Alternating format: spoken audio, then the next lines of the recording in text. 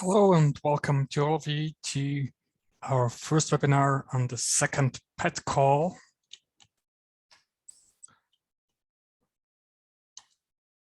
We are going to give you a short introduction on the program we are planning today with you. First of all, Margit Noll, the chair of the management board of JPI Urban Europe, will give us a short introduction to the JPI Urban Europe and its continuation in tribe and urban transitions. Then Christoph and me will give you a short presentation of the call itself, followed by information on the matchmaking opportunities by Amanda. And then we will go into your questions.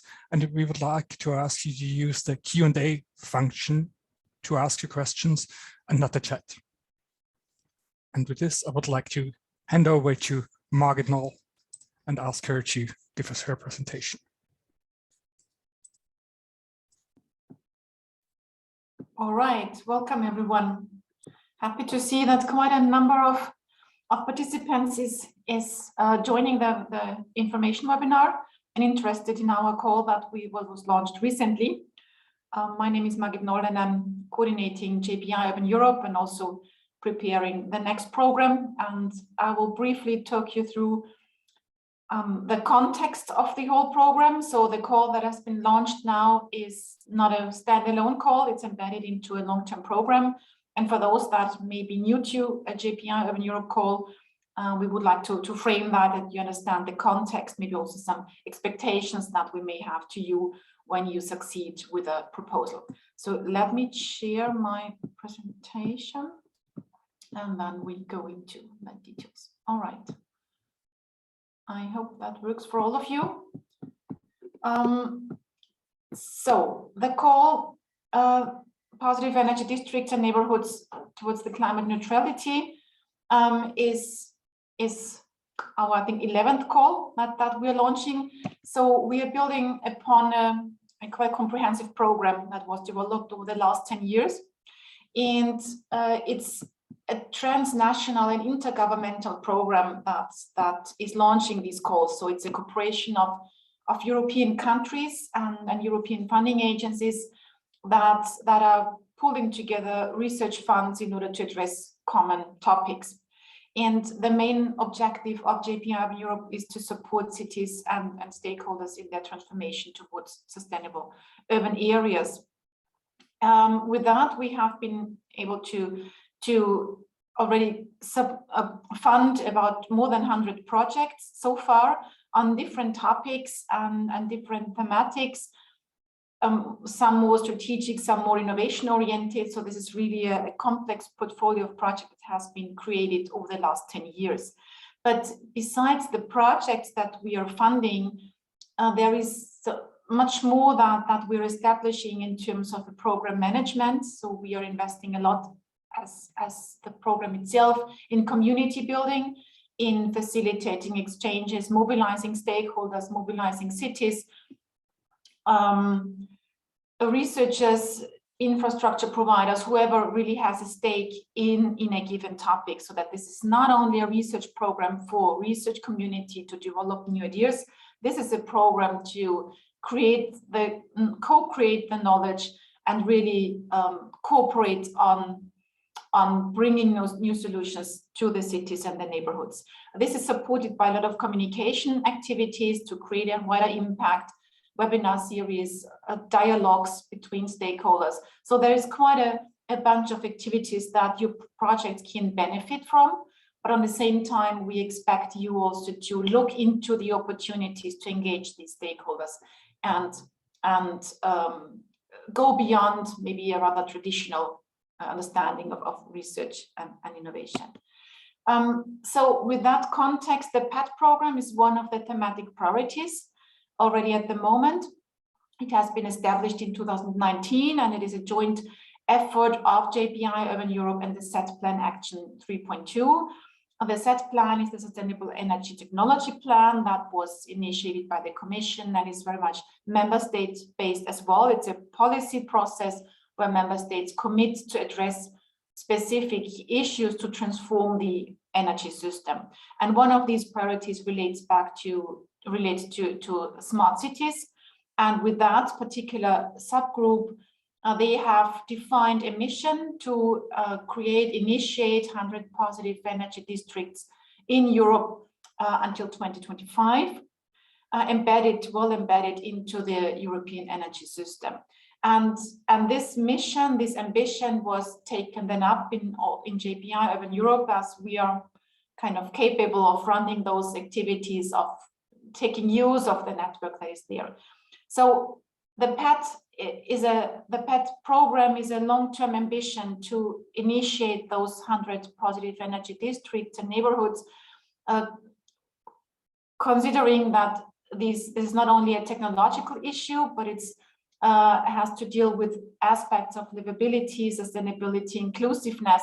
So whatever solution that we're bringing into these neighborhoods really meets the needs of all these people. And it's a very complex understanding that we have. There are very different technological aspects included in creating these positive energy districts, from how we generate the energy, including mobility aspects, the storage of energy, the network issues. So multiple aspects that need to be considered, well embedded, not only looking into the neighborhood, but well embedded into the urban fabric, into the urban context, as well as connected to the overall energy system in the maybe regional or national context. Behavioral issues play a role, as well as different kinds of business models and aspects. So that's something that we have elaborated to outline the different components, elements that we would like to get considered. And the call itself will tackle specific aspects within these contexts, but it may be good to keep in mind that there is a quite broad understanding of what a positive energy district is and what is needed to achieve it. Accordingly, the PED program itself, as mentioned already for the JPI Urban Europe experiences, is not only addressing specific research topics per se to create new knowledge, but it's very much built upon a cycle of activities that we need to bring these technologies, these solutions into our urban planning, into daily routines, if you will, into our cities. So we aim to establish PED labs to really have local cases that help us understand how we can transform the neighborhoods, how the different technologies and solutions approaches play out, what is needed to improve them, connect them into bigger systems, and so forth.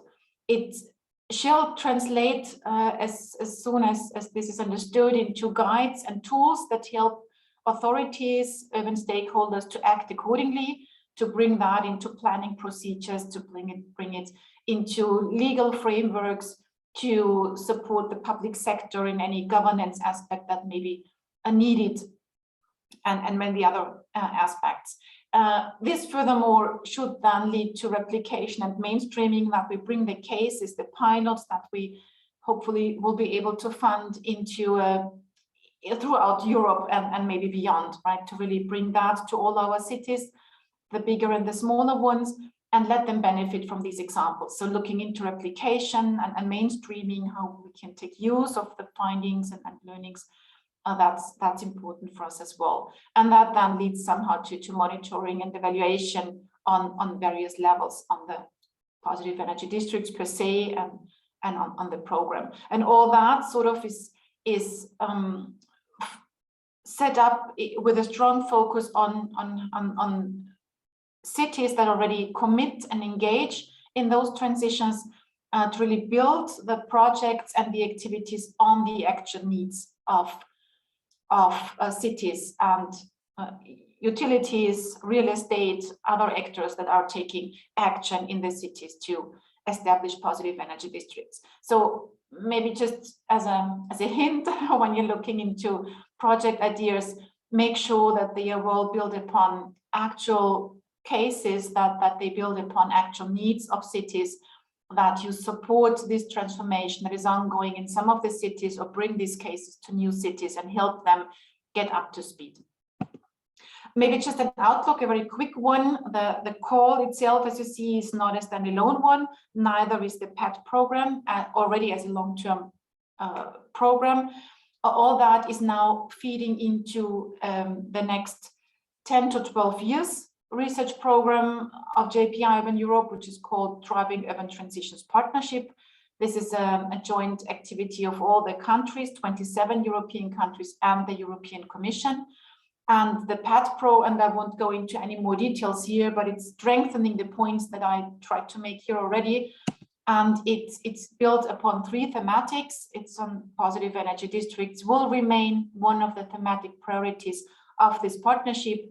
There are 2 new thematics that we are currently establishing on circular urban regenerative economies that help us to drive circularity transitions and the greening of cities, as well as the 15-minute city to look into urban mobility systems and urban space and how we can redesign, rethink that. And in this regard, this upcoming program will tackle these 3 thematics sort of individually and cross-cutting, and hopefully will allow us to support integrated approaches that are very much called for by city authorities.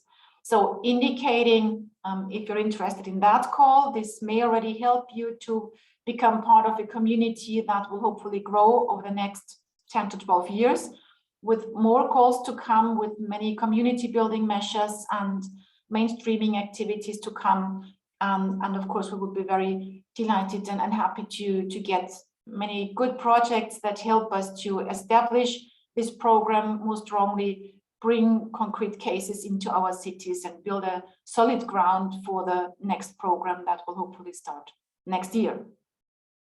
And I think I would leave it with that and give back to Paul, I guess.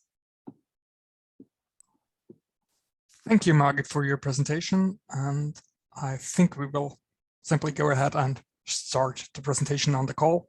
Well, thanks again, Margit. And I see we already have 140 people watching us.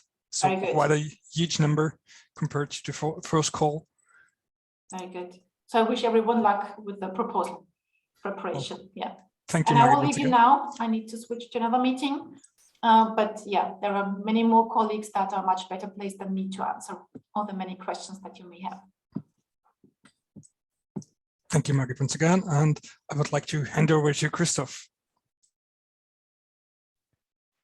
Thank you, Paul. Thank you, Margit. Hello, my name is Christoph Gollner. I'm coordinating program manager of the PED program and had the pleasure to be involved in the development of this call.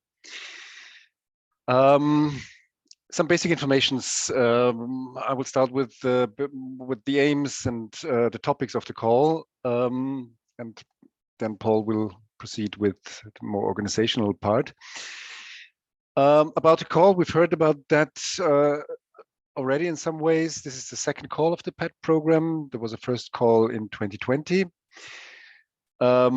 This call focuses, of course, on joint R&I projects with a duration of 2 to 3 years that at least address one of the 2 topics I will present in a minute. Yes. This will also come up in the topics, but establishing positive energy districts is the main focus here is to move the focus from individual buildings. We know of positive energy buildings to the much higher complexity of a neighborhood of buildings connected with each other, but only with this developments we will be able to achieve substantial impact on sustainable urban development and energy transition, and be on the way towards climate neutral cities. And one of the key ambitions the European Commission has set now with the mission on climate neutral and smart cities, where the goal is to have 100 of these by 2030. So one key aspect of development of positive energy district is to integrate PEDs in that road towards climate neutrality. Of course, transdisciplinarity and cross-sectoral community working is one of the key aspects for proposals in this call. It is in all fields very important to have that approach, and we highly encourage you to implement transdisciplinary strategies in your proposal as well, including stakeholder involvement, including the involvement of cities themselves. So we really try to achieve challenge-driven results with the projects we are selecting in this call. Next slide, please. The aims of the call are to enhance theoretical and practical knowledge for PED development in terms both technological innovation and process innovation.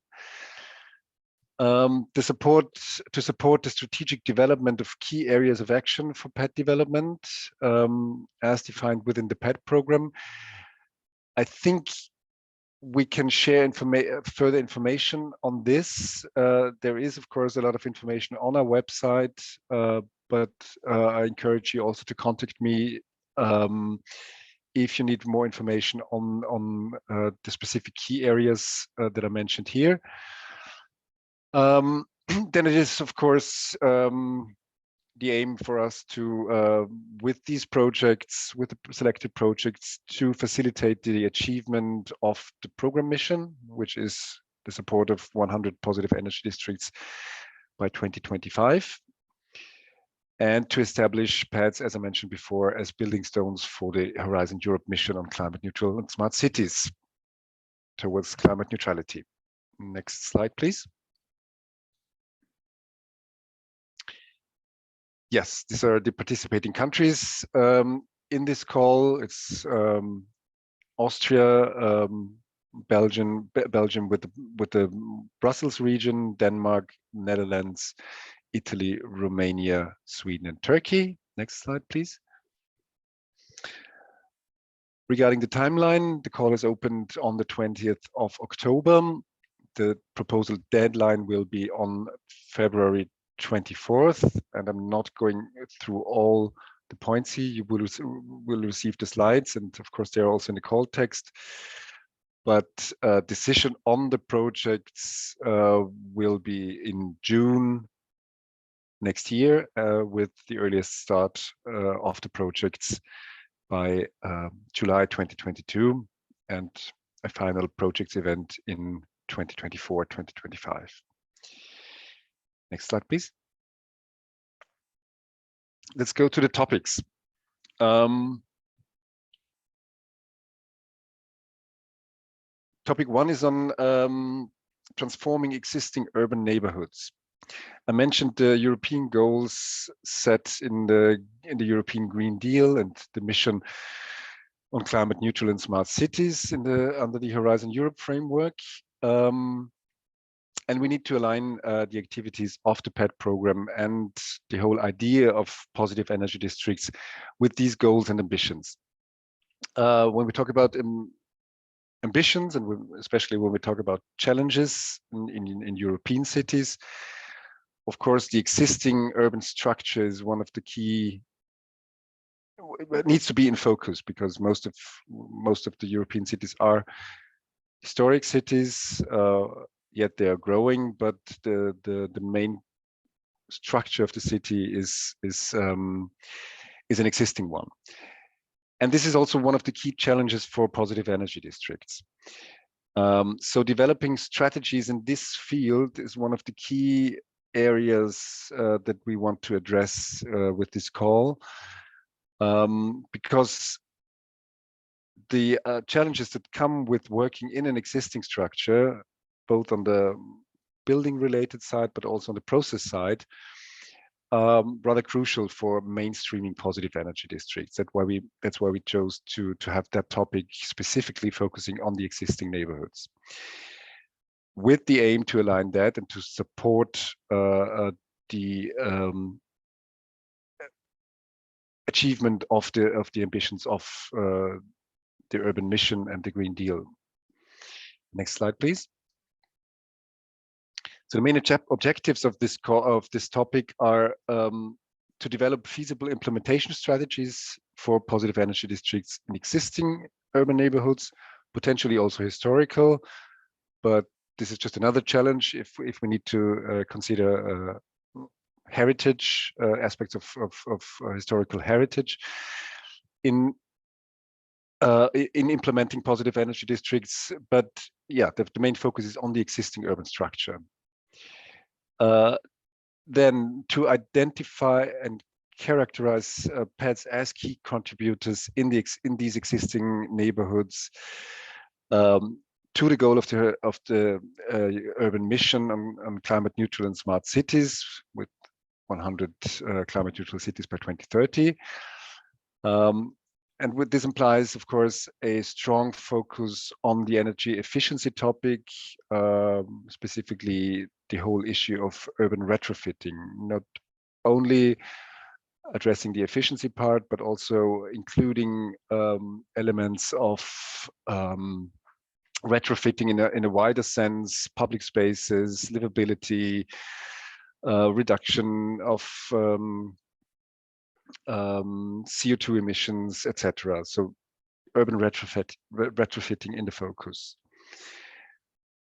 Then, of course, the goal is to establish necessary conditions for successful dissemination, replication of positive energy districts beyond this project. So we really aim to think beyond the individual project, and with that lay the foundation for mainstreaming activities across the continent. So please be aware and please be ready also to support this by providing these conditions for further dissemination, further replication of the findings of your project. And one, well, the last goal here is to integrate these PED strategies in the related policy areas, keeping in mind the aspects of mobility, of course, and general activities of climate adaptation, green-blue infrastructure, greening strategies, etc. Next slide, please. So the key challenges to be addressed in this topic are the integration of PEDs in strategies for urban retrofitting, as I mentioned, sustainable mobility and climate change adaptation. A very specific challenge, but I think very important and complex, is the tackling of complex ownership structures, which is different from greenfield developments, because you have to deal with complex ownership and stakeholder structures, I would say, in existing neighborhoods,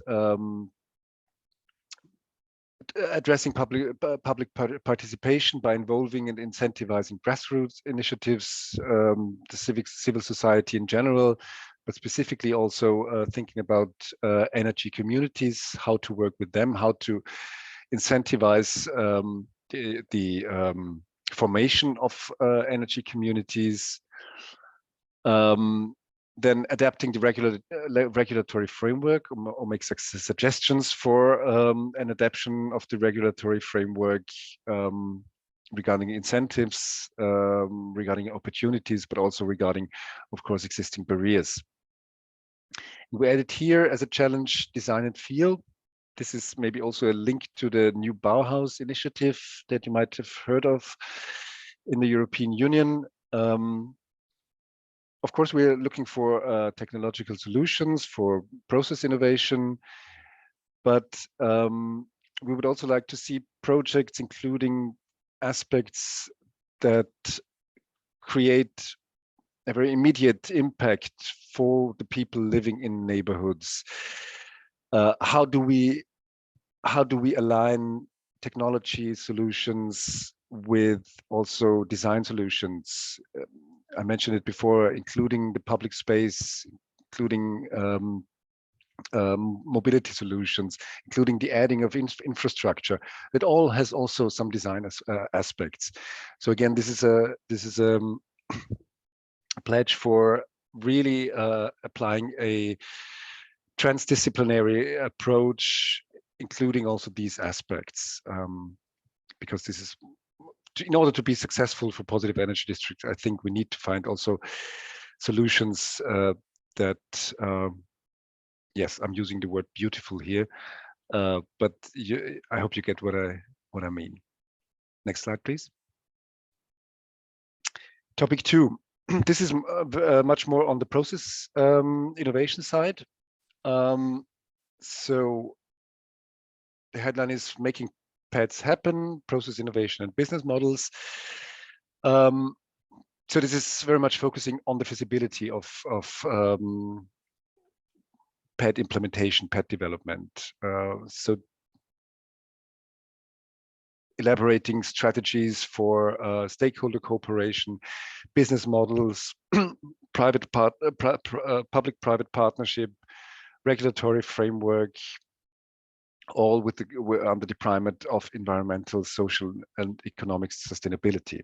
Next slide, please. The main objectives here are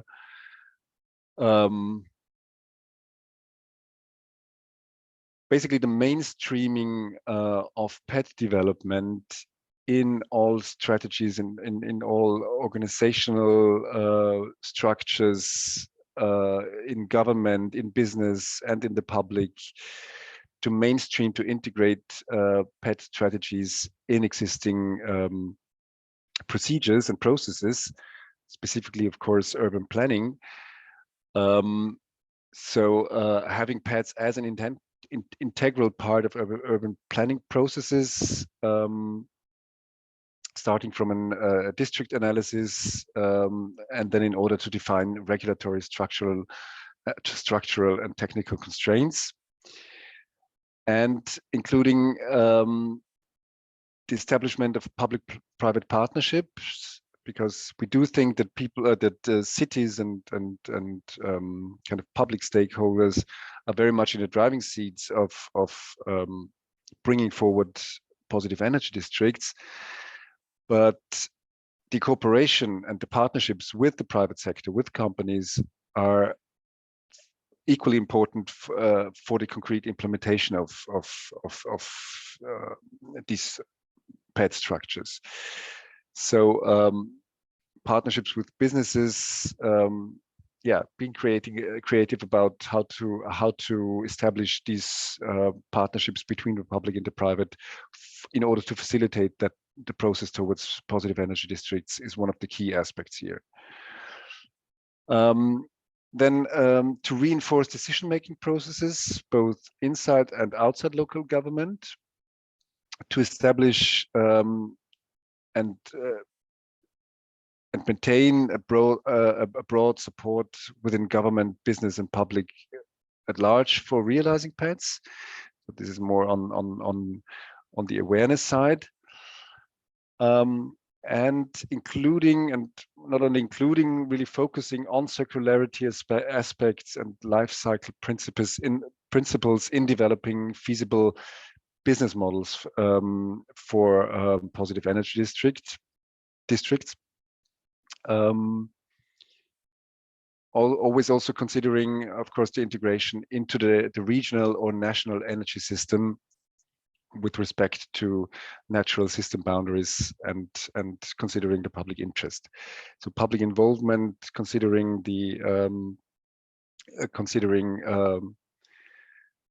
natural system boundaries, and bring that into feasible business models is the focus here. Next slide, please. Yeah, challenges, or what needs to be addressed: design processes for streaming PEDs in urban planning, design, demonstrate, and disseminate processes for key stakeholders and public-private cooperation, and very much the development of feasible and sustainable business models. Next slide, please. So we have these two topics where you can choose either one or both of them.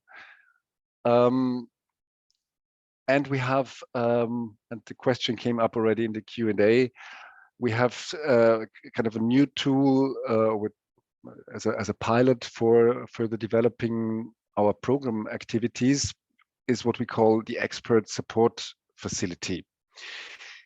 Next slide, please.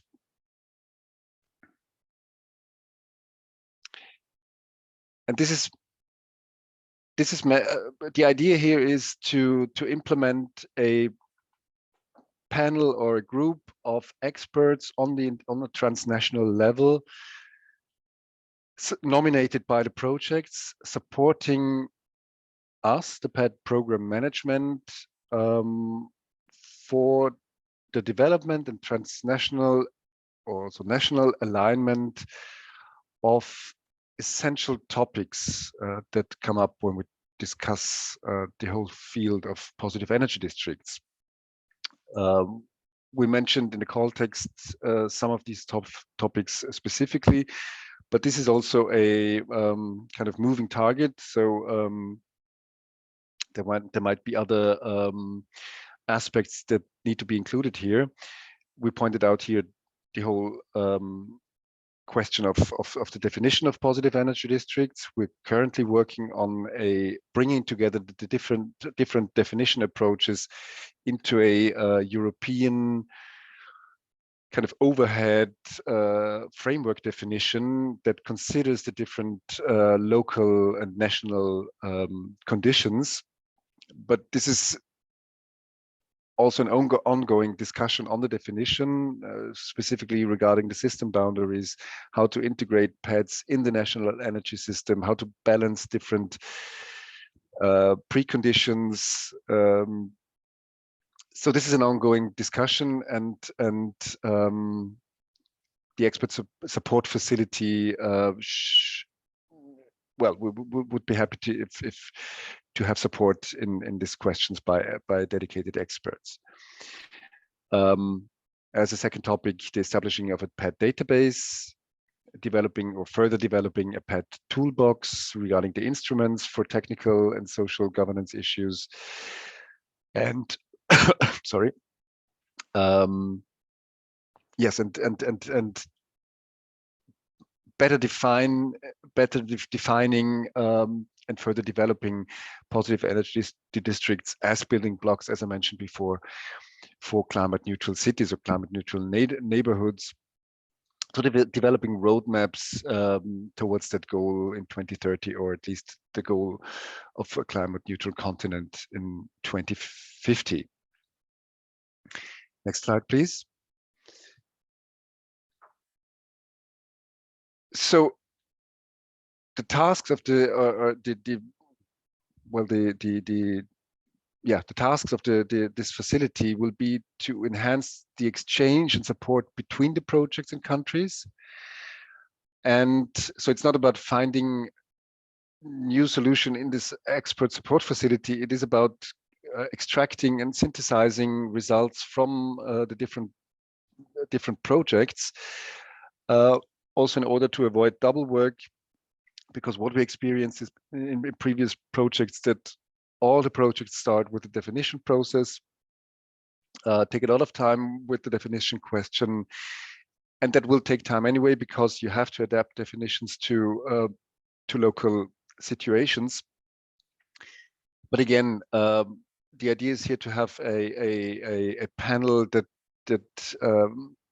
facilitates the exchange between the projects, and then, of course, works together with the program management, also aiming at creating synthesis between the achievements of the different projects. How do we get there?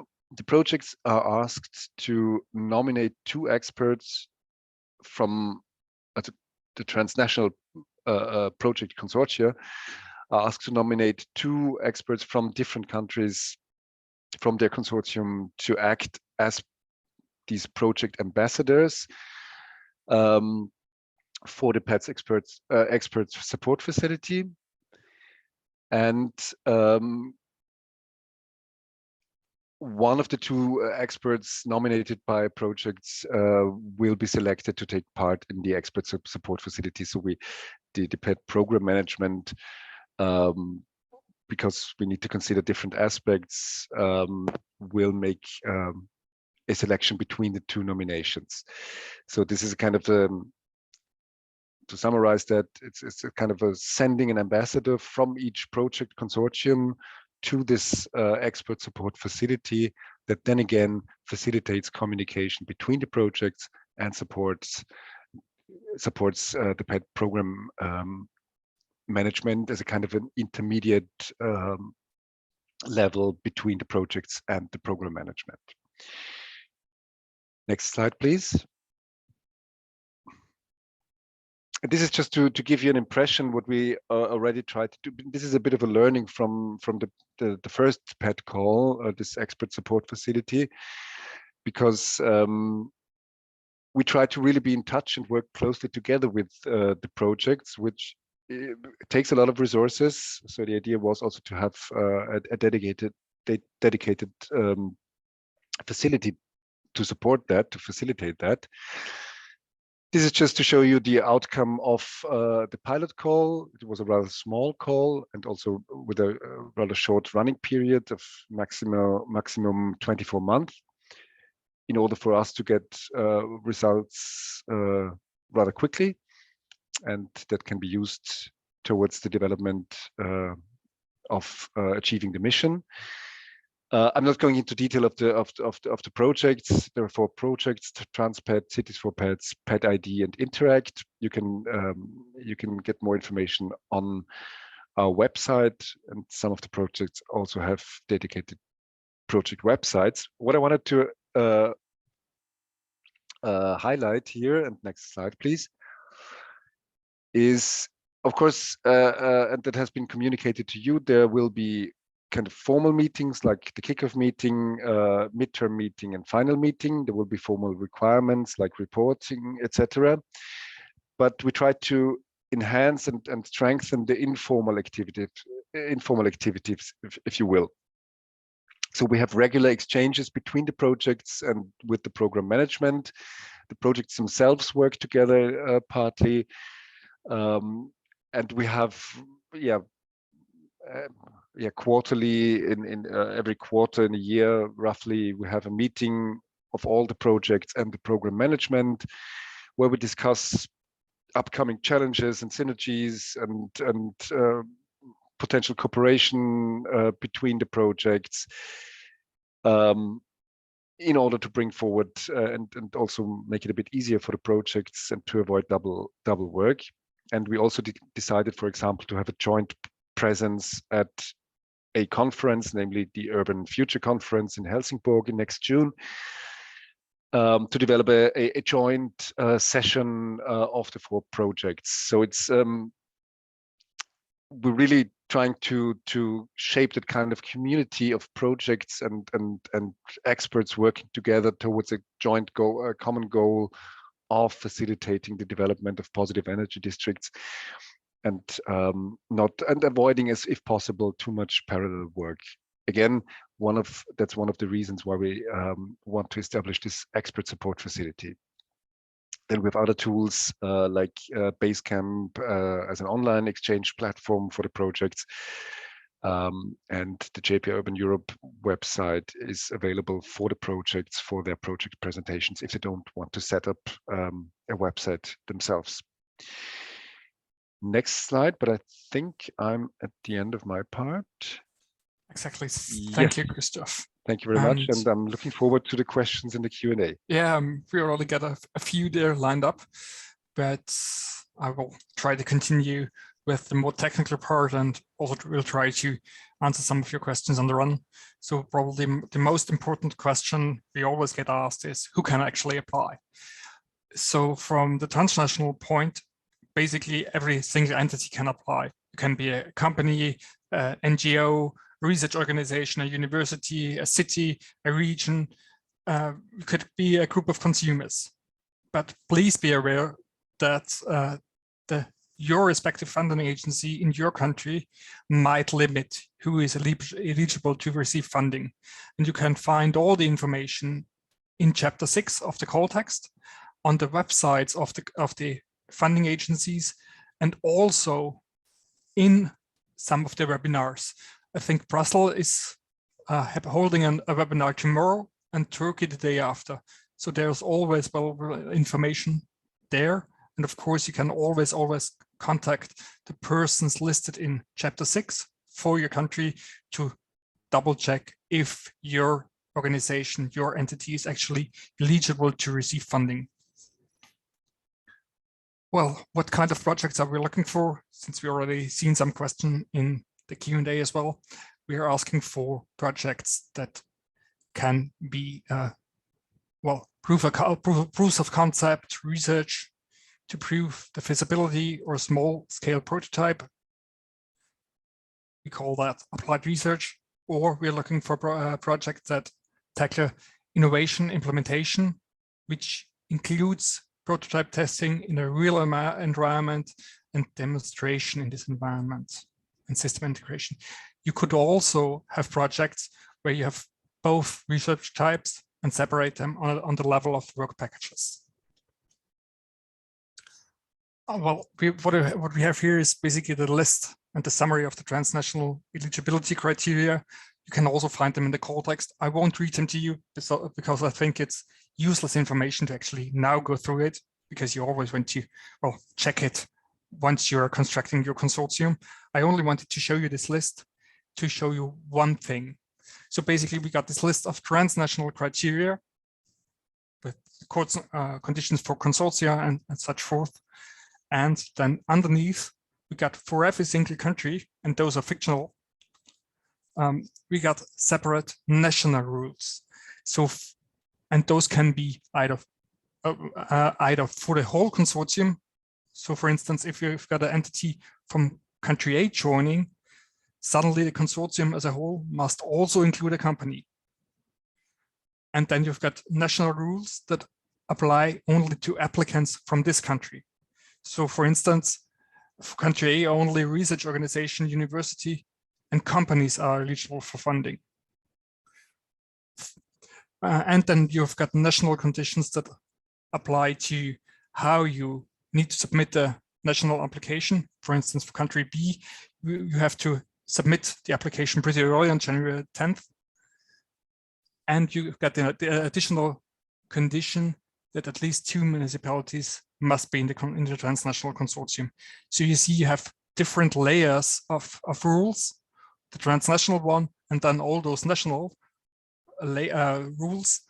And those national rules only apply if you actually get an entity, an organization from that country as a main applicant and a co-applicant, meaning that they actually receive money and funding from the agencies. So this is pretty much theoretical so far. I wanted to also show you how a project consortia could look like in this example. So we've got one city as the main applicant in the country of B. They got a project coordinator, the PI of the main applicant, Julia Doe, nominated for that. Then we've got a company probably as a co-applicant from country A. They also use their PI as the expert nominated for the expert support facility. The university is also part of the consortium from country C. Their PI is marker known, but they nominated different experts, Judy Watterson for the expert support facility. And then we've got 2 cooperation partners, the region of Sen from the fictional country of Set, which is not part of the call itself, but as a cooperation partner, you're using your own funding. So you can partake in the call and in the call's projects if you provide your own funding. I think that's also a question we have got quite often in the Q&A section so far.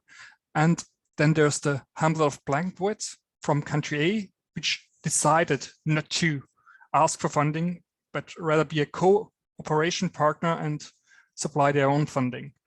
For cooperation partners, please be aware that you need a LOE completely stating how they will be involved in the project and how they will profit. Well, the questions you always should ask yourself once you have your consortium set up like this, are all the partners in the consortium listed here eligible on a national level? And that's a quite important question. And the other question is, does my consortium actually fulfill all the transnational rules?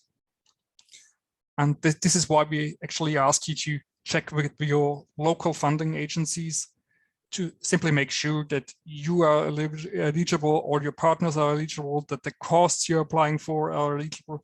So this is quite important. Well, once you get your consortium ready, it's time to start filling your application.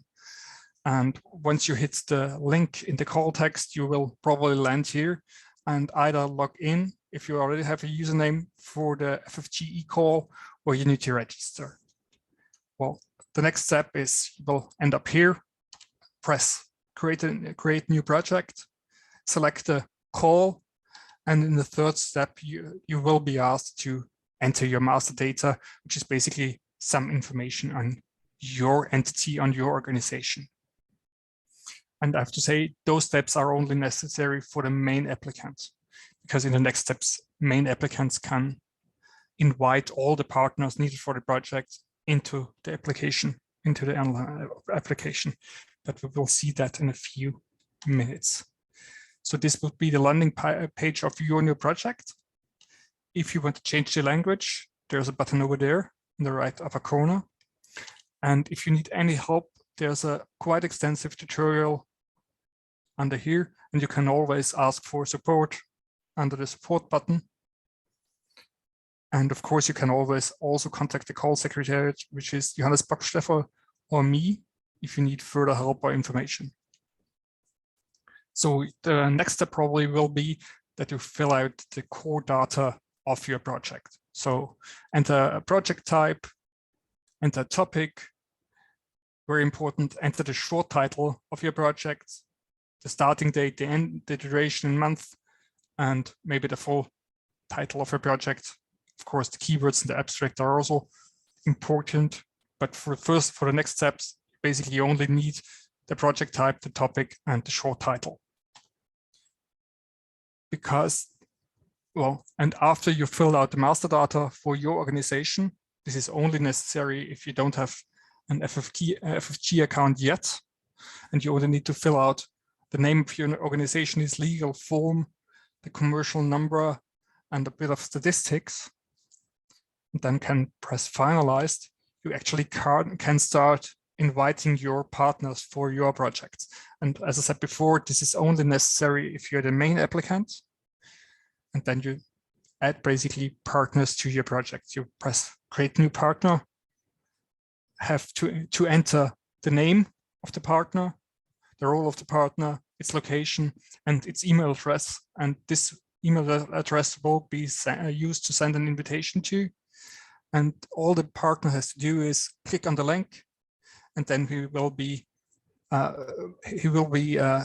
end up in the e-call system where he can either log in or create a new account and then join your project. Well, once you have filled out all those points, you need to enter your project manager, some information about the project stuff, add all your project partners, and then I think most importantly, add all the documents to uploads, which are basically the proposal, the financial information sheet, all the LOEs, all the CVs, and so forth. Well, once you have done all that, those red exclamation marks will actually turn green. And then all you need to do is press the finalization button, and you will have submitted your first proposal.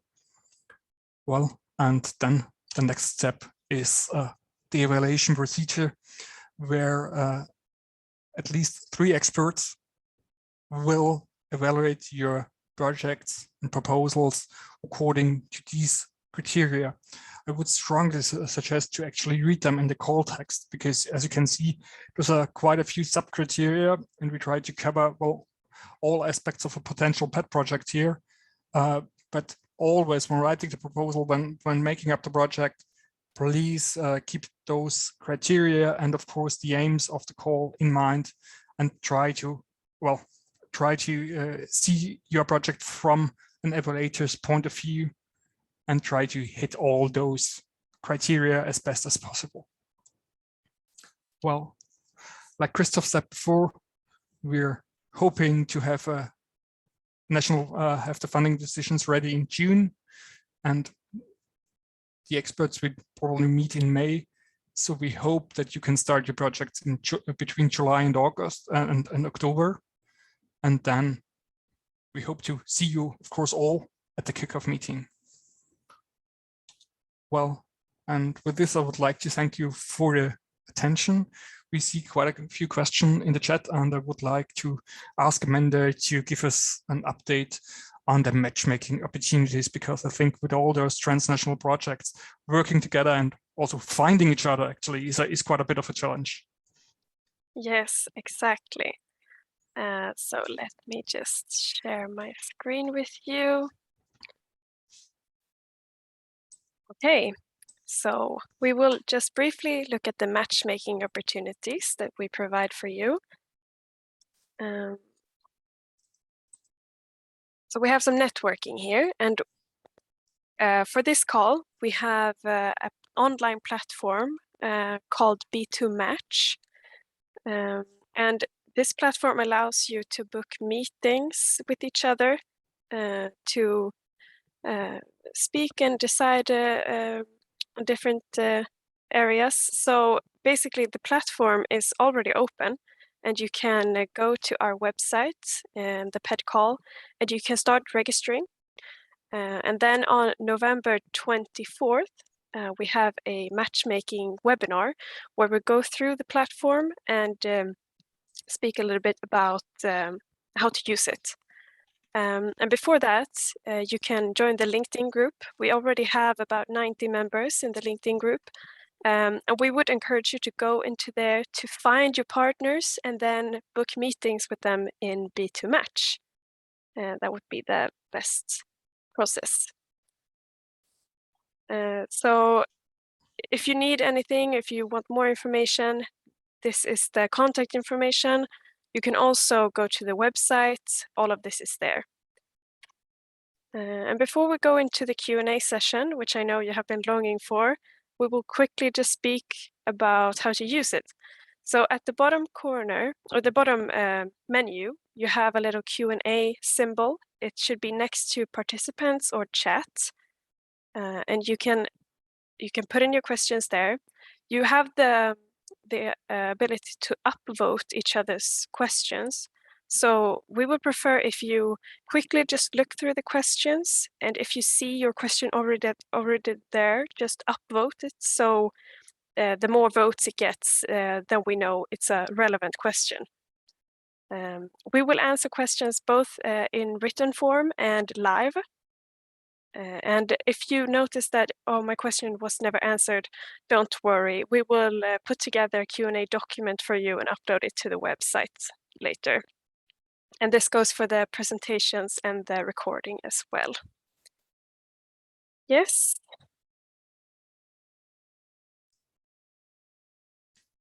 Yep. So then we move into the Q&A session, and I will hand over to Paul and Christoph. Well, thank you, Amanda. So I think we can basically simply start with the one with the most upvotes. Well, are universities eligible to apply? And if so, can they be the lead of the project consortia? In most countries, yes, and for most funding agencies. I think the second highest was the question on on the expert support facility, which was hopefully addressed in the presentation. And then it's also, is it part of the proposal to also select corresponding cities for the program? No, cities are not pre-selected. That's part of the proposal. Okay, the next one is, I understand from the presentation that the PED call is focused on R&I. My understanding is that deliverables of projects in PED call will be mainly legislative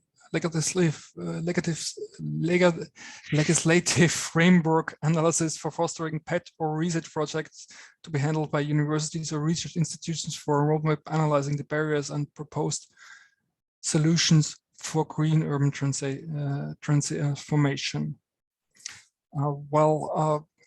No, to be honest. because those are, well, those are possibilities, to be honest. But if you look at the created challenge, you can quite clearly see that there are different pathways to get the results we are looking for, and also PEDs actually need. So Christoph, I know you are waiting to say something about that as well. Yeah, no, it is really about applied research and working with the stakeholders, addressing the real challenges of cities and other urban stakeholders. So it's not a simply university research that should be done here. It should really be applied to the actual context in a given, geographical context and in a real life setting in a way. Okay, the next one is I would like to have European partners working also with non-European EU partners, which helps expand the impact and depth. Well, we totally agree. That's why you have the opportunity to basically get cooperation partners involved that are self-funded. And of course, we encourage that. Well, we've got another question: how many participants are typical in the consortium, and what is the average funding amount? Well, it really depends on what project you're looking at, to be honest, or what the aim of a project is. So there is no number we could give you, to be honest. It really depends on what you want to achieve and what you want to do.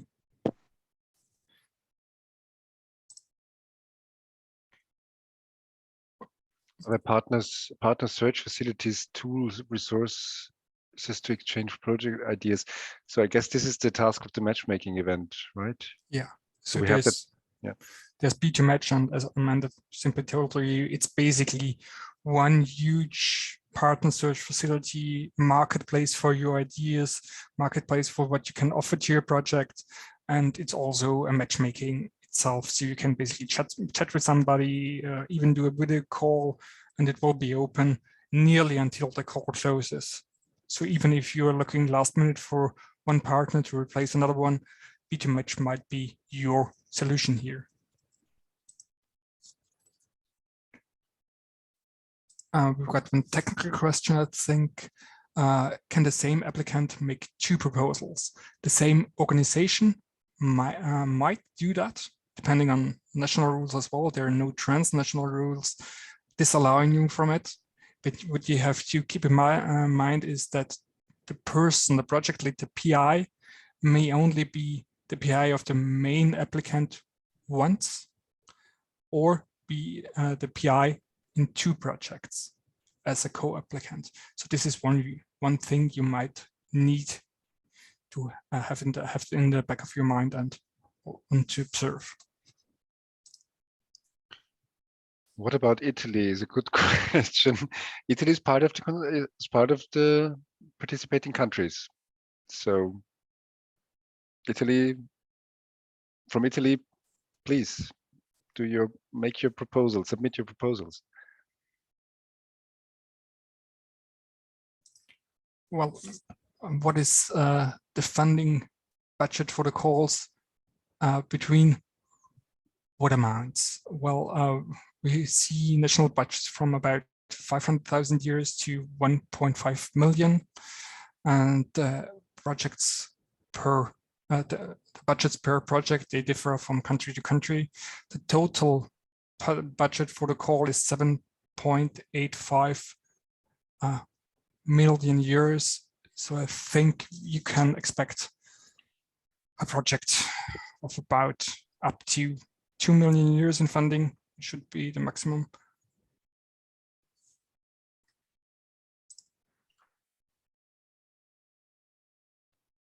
And we've got another question. Does the maximum funding differ for each country? Should we check the national guidelines for details? Yes, please do so. Those information is also in chapter 6 in all those tables for each country. And you can see that there.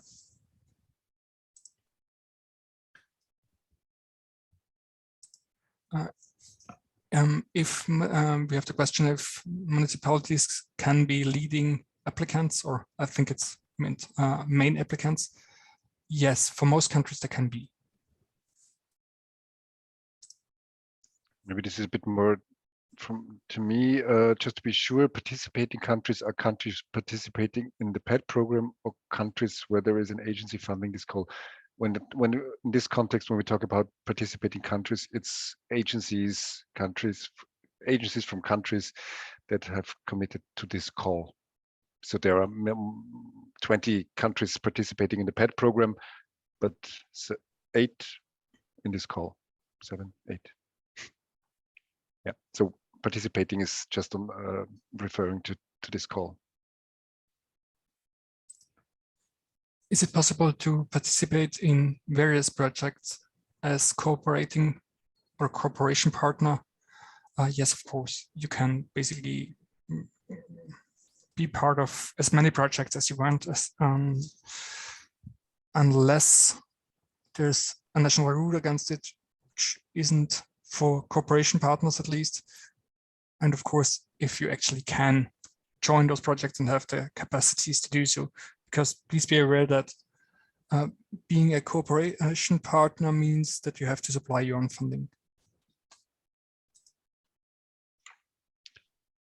If I may, I would like to highlight one question because I'm not exactly sure, and maybe you can help me there, Paul, how to answer it.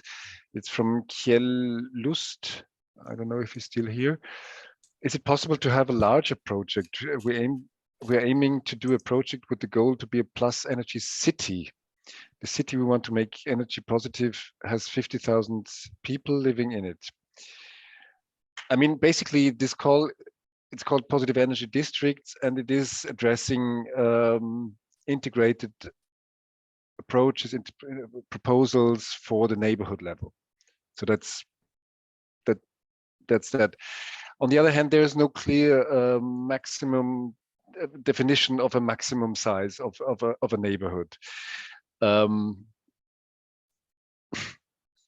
think it's a bit of a different focus you're having there to do a whole city energy positive. But on the other hand, I don't know, what would you think, Paul? Is that this? Do we have a formal problem here? I don't think so. It's no, just, actually, there's no limit to the size of a project, but funding.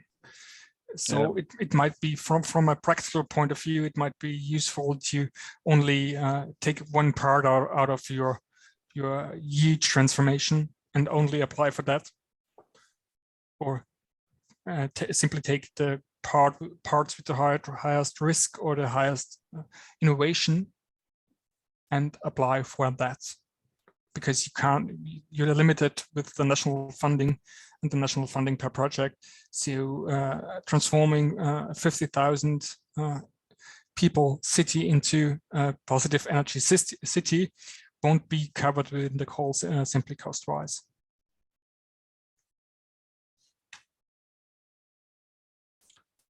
Okay, we got another question. Is it possible to receive funding from multiple countries by being involved in more than one project?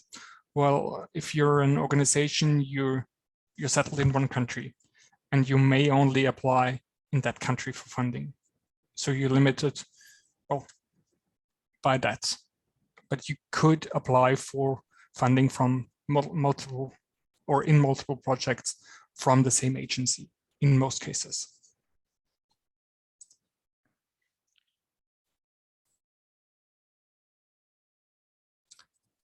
We've got one question: if 3 participants from 2 countries are enough? Well, it could also only be 2 participants from 2 countries from the transnational point of view, but you always need to keep in mind the national rules.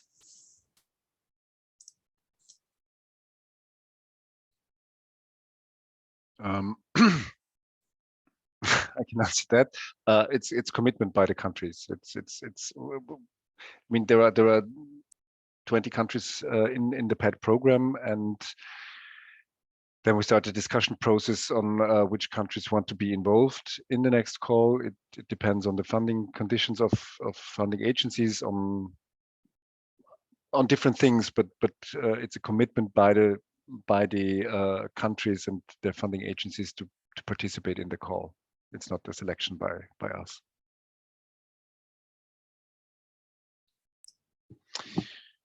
What is an example of how cities contributed to a proposal? Well, in all the PED pilot projects selected in the selected projects from the PED Pilot Call, cities are involved, or municipalities, not always big cities, and well, they contribute with their expertise and also with, if there is a clear geographical local focus with a concrete challenge in a given urban context. And then it's, I would say, very much up to the consortium to define the role of the city in there. I don't know, Paul, what would you say? I think that's pretty much explains it, to be honest. Okay. The next one is it an advantage or disadvantage to get funding from different EU programs before at the stage of evaluation? Well, it won't be a disadvantage. It might be a nice way to show your expertise to the evaluators. If you can have a list of projects that you already have done, but it's not a disadvantage and it's not necessary by itself.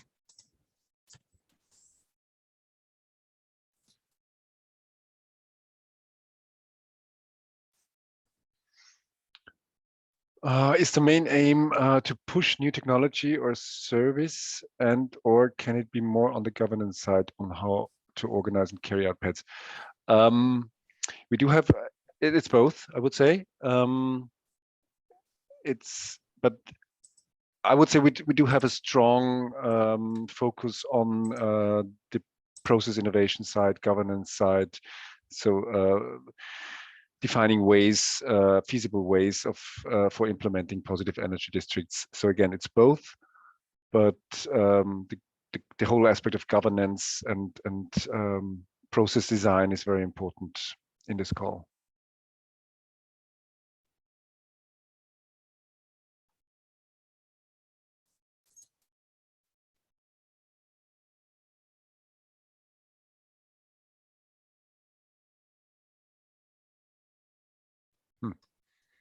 Paul? Well, that really depends on the rules of your national funding agencies, I guess. But you always have the right to withdraw a proposal. But in my mind, you cannot really apply the same proposal simply because the proposal and the call are quite different, to be honest, from Eurostars. So you might end up to having to write a different proposal and setting up a different project.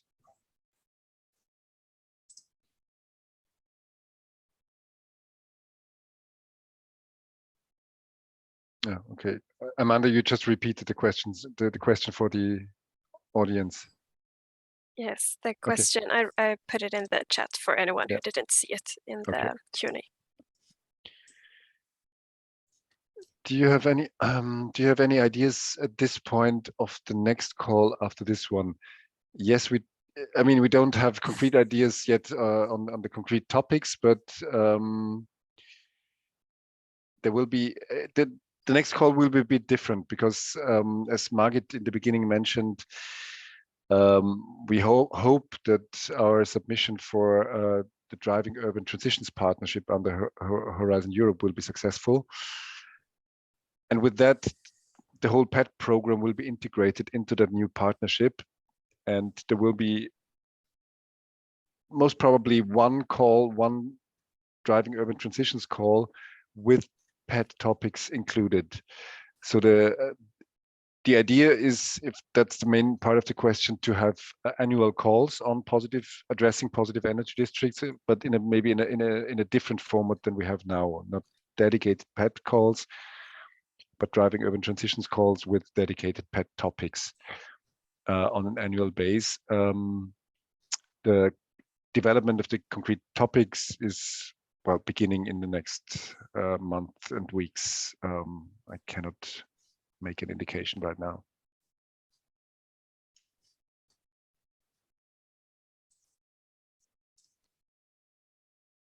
So I think we are running out of questions.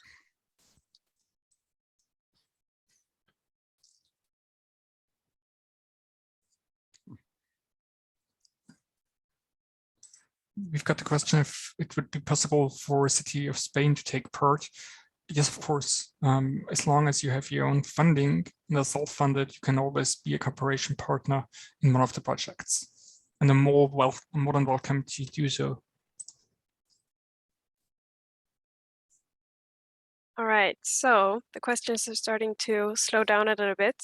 I think what we can do, if anyone has further questions, we can stay for a little bit longer. But for those of you who feel like you have all the information you need, we can just say thank you. Thank you for joining us. And I hope that you will join us for the matchmaking webinar on November 24th, and also join the LinkedIn group. I have posted links in the chat for the call page and all of that. Let us know if you need anything else. We will stay for a few more minutes to reply to more questions. Thank you. Thank you and goodbye.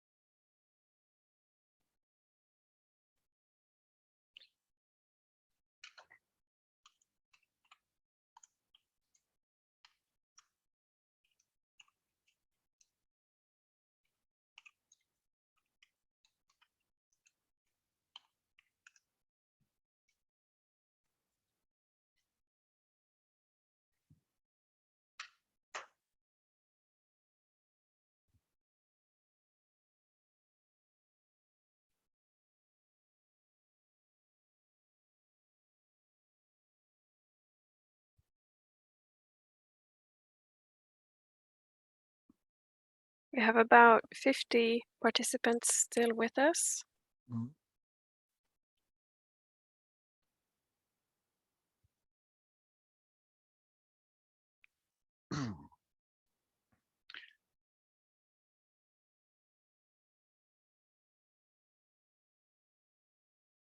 Paul, do we have an... Paul, you muted. Thank you.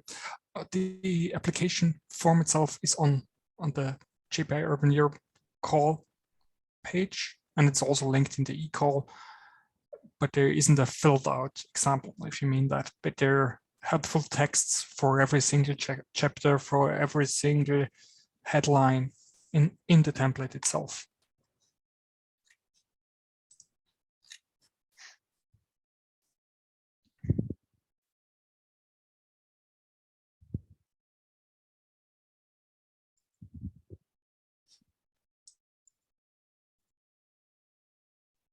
So I'm suspecting that some of the people still here might not really be here. To those of you who are still in the call, if you have any more questions, please ask them now. And if not, we will be silent forever. we will end the call. No. And then you can always contact your national funding agency or the call secretariat, and all the information and all the contact details are, of course, on the website. So don't worry. Yes. Okay, then thank you for today. Thank you very much. Thank you, and see you in 2 weeks. Yes. 2 weeks, 2 days. Great. Goodbye. Okay. Bye-bye. Bye. Bye.